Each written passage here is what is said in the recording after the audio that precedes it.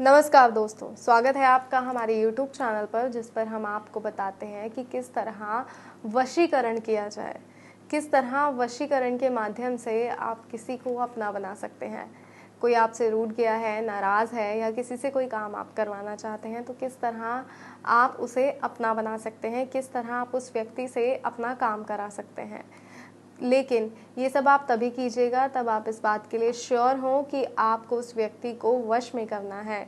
तभी आप इस वशीकरण विधि का या किसी भी वशीकरण विधि का प्रयोग कीजिएगा, क्योंकि कई वशीकरण विधि ऐसे होती हैं जो बहुत ही प्रचंड होती हैं। जैसे जो विधि मैं आपको बताने जा रही हूँ, ये एक प्रचंड वशीकरण विधि है, जिसका प्रयोग अगर आपने गलत मंशा से किया तो ये आगे चल के आपको बहुत कुछ भुगतना भी पड़ सकता है। वो व्यक्ति फिर आपसे दूर ही नहीं होगा, फिर आप कुछ ऐसा तरीका ढूंढेंगे कि वो व्यक्ति आपसे दूर हो जाए। तो इससे अच्छा ये है कि आप पहले इस बात के लिए श्योर हो जाएं कि आप उनसे प्रेम करते हैं या फिर आपको उनसे काम कराना ही है, तभी आप उस व्यक्ति को अपने वश में करें। तो आइए मैं आपको बताती हूँ कि आपको किसी को वश में करने के लिए कम से कम सामग्री में किस तरह आप किसी को वश में कर सकते हैं। तो शुरू करते हैं और सबसे पहले मैं आपको सामग्री ही बता देती हूँ जो सामग्री हमें चाहिए। तो दर्शकों, सबसे पहले हमें चाहिए उस व्यक्ति का इस्तेमाल किया गया कपड़ा। वो कपड़ा कुछ भी हो सकता है। और हमें चाहिए एक लाल कलम। जी हाँ, एक लाल कलम, लाल मार्कर कुछ भी आप ले सकते हैं, जिसकी सहायता से आपको उस व्यक्ति को वश में करना है। और करना क्या है, आपको लाल मार्कर की सहायता से उस कपड़े पर उसका नाम लिखना है। और नाम बहुत छोटे अक्षरों में लिखना है, बहुत छोटे अक्षरों में। जैसे इस कपड़े पर हमने यहीं कहीं उनका नाम लिख दिया।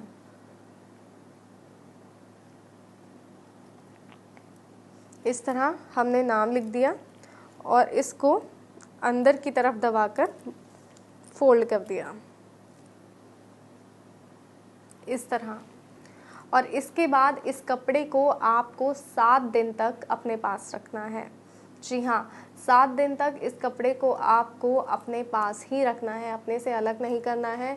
चाहे आप इसे अपने तकिए के नीचे रखिए या कहीं भी रखिए जहाँ आपको सहूलियत हो, लेकिन ये कपड़ा किसी के हाथ नहीं लगना चाहिए। इस बात का भी खास तौर पर ध्यान रखिएगा। और जिस वक्त आप इस पर नाम लिख रहे हो, उस वक्त उस व्यक्ति का ध्यान कीजिए जिसे आप वश में करना चाहते हैं।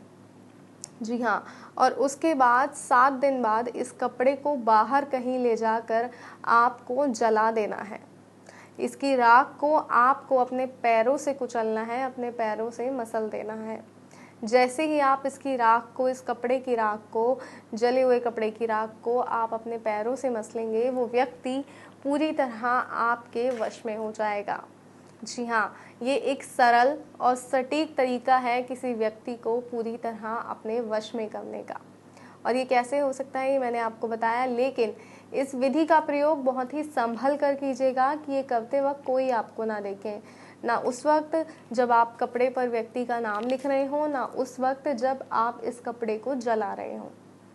जी हाँ, दोनों ही चीज़ों में आपको ध्यान रखना है कि आपके आसपास कोई ना हो। अपने घर से बाहर जाकर आपको इस कपड़े को जलाना है और इसकी राख को अपने पैरों से मसल देना है। जैसे ही आप इसकी राख पैरों से मसलेंगे, वहाँ वो व्यक्ति आपकी ओर खिंचा चला आएगा।